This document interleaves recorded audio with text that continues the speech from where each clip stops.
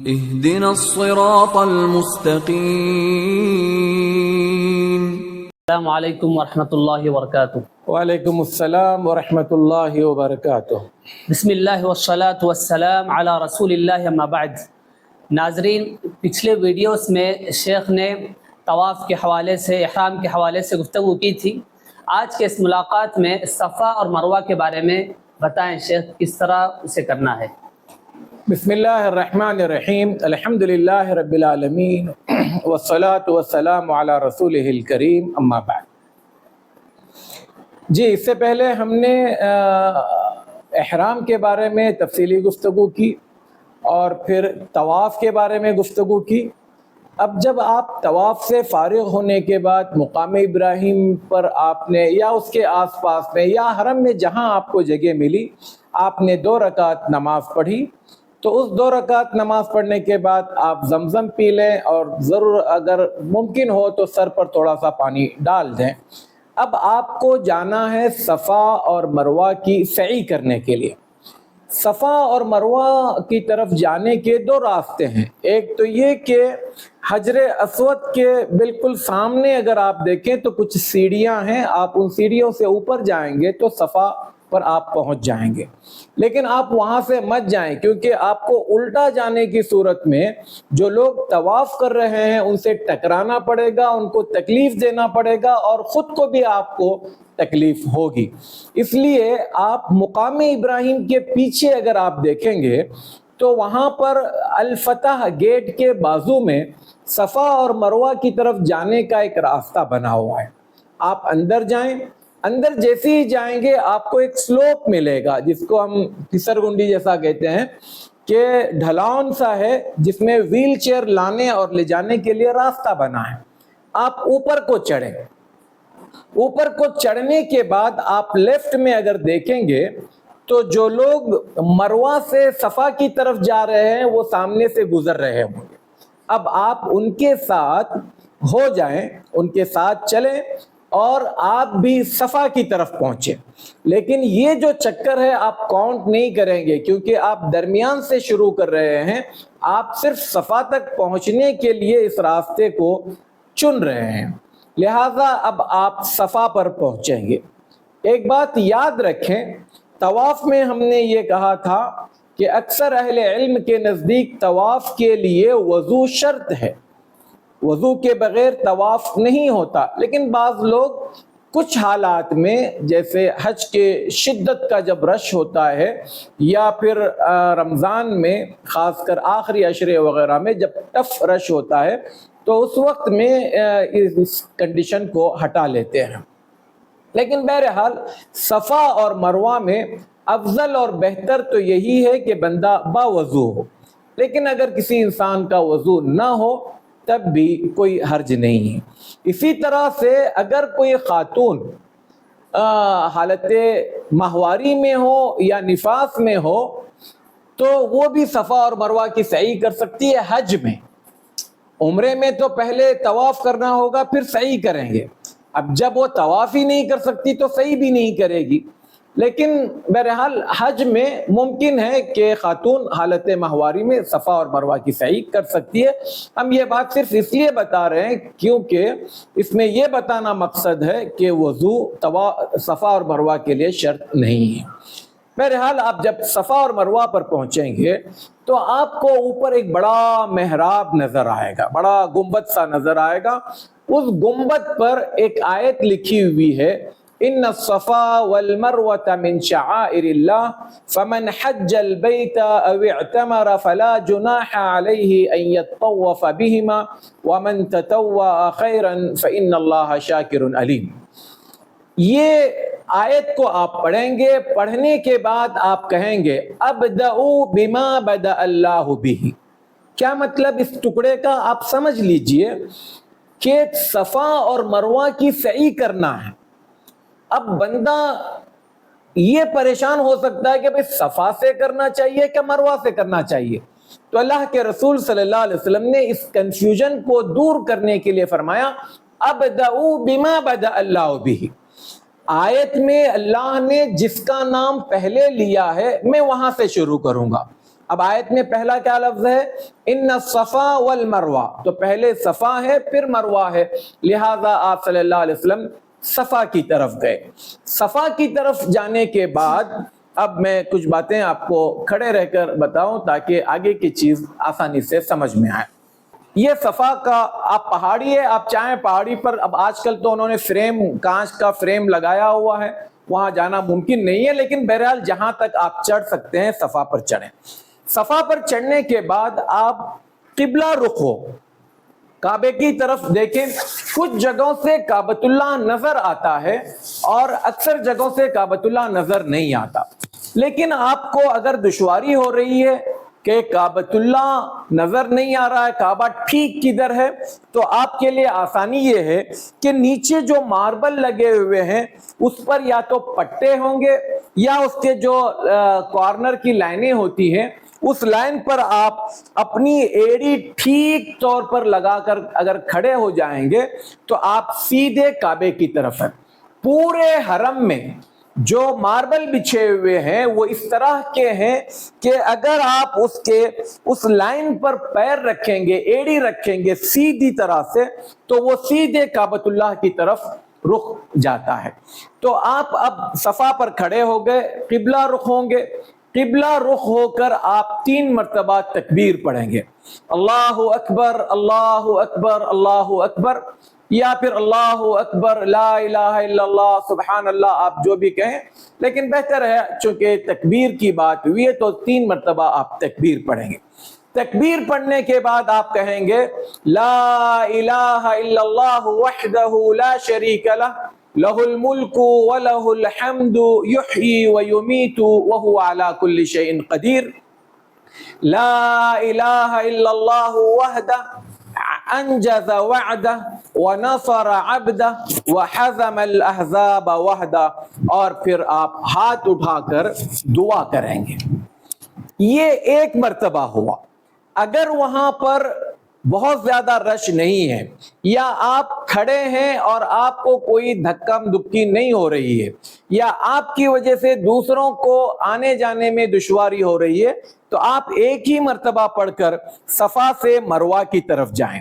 اور اگر وہاں پر آپ اطمینان سے کھڑے رہ سکتے ہیں، یہ بات میں اس لیے کہہ رہا ہوں کہ صرف حج کی بات ہم نہیں کر رہے ہیں، ہو سکتا ہے ہمارا ویڈیو عمرہ پر جانے والے لوگ بھی دیکھیں جب اس وقت میں رش نہ ہو، تو اگر سعی پر رش نہیں ہے، آپ آرام سے کھڑے ہیں، تو اس کو آپ کو 3 مرتبہ پڑھنا ہے۔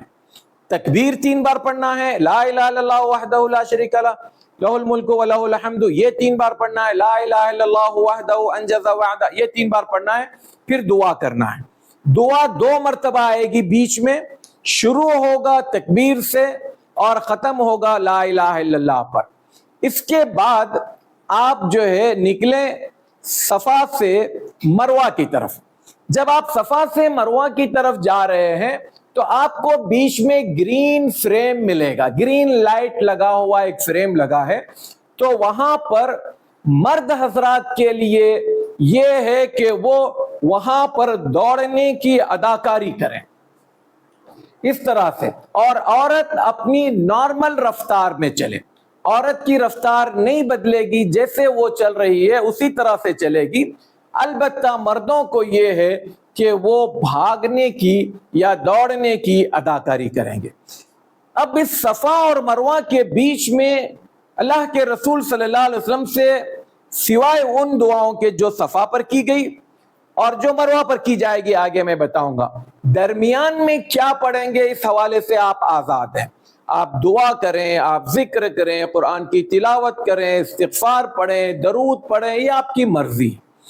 البتہ علمین الاخضرین جو علاقہ ہے گرین فریم والا، گرین پٹے والا، وہاں پر عبداللہ بن مسعود رضی اللہ تعالیٰ عنہ یا دوسرے اور صحابہ سے یہ دعا منقول ہے، رب اغفر وارحم انکا انت الاعز الاکرم۔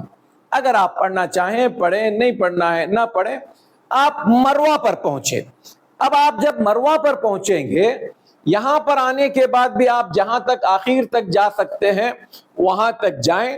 اس کے بعد اب آپ کے پاس وہی سب کچھ پڑھنا ہے جو آپ نے صفا پر پڑھا تھا، سوائے اس آیت کے۔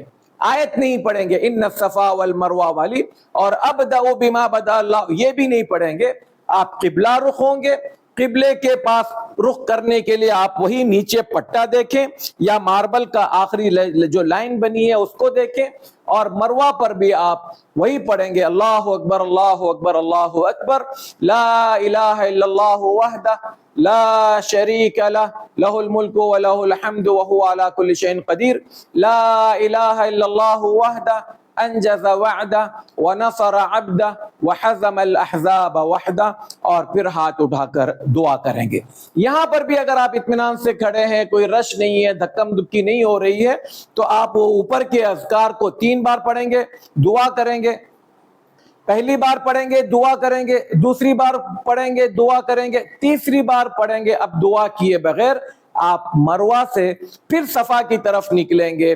صفا کے پاس جاتے ہوئے آپ کو رستے میں پھر گرین فریم ملے گا، تو مرد حضرات دوڑنے کی اداکاری کریں گے، اس طرح سے چلتے ہوئے وہاں تک پہنچیں گے، اور اس طرح سے اب آپ کے پاس کیا کچھ ہوا؟ صفا سے آپ نکلے، مروہ پر 1 چکر ہوا، مروہ سے آپ صفا پر گئے 2، صفا سے مروہ 3، مروہ سے صفا 4، صفا سے مروہ 5، مروہ سے صفا 6، صفا سے مروہ 7 چکر۔ بعض لوگ سمجھتے ہیں کہ صفا سے شروع کر کر صفا پر آنا یہ 1 چکر ہے، تو اس طرح سے یہ 14 چکر ہو جائیں گے۔ یہ 14 چکر نہیں ہے، ورنہ پھر چکر آنے لگ جائے گا۔ اس لیے آپ صرف صفا سے مروہ 1، مروہ سے صفا 2 چکر۔ اچھا، جب مروہ پر اینڈ کریں گے تو آپ کو وہاں پر اب کوئی دعا نہیں پڑھنی ہے، وہاں پر اینڈ ہو گیا۔ اب اس کے بعد آپ کے ذمے ہے، اگر آپ عمرے پر گئے ہیں تو آپ کو بال کاٹنا ہے، اور بال کاٹنے کے لیے بعض لوگ خود حرم کے اندر جو ہے کینچی لے کر بال کاٹتے ہیں۔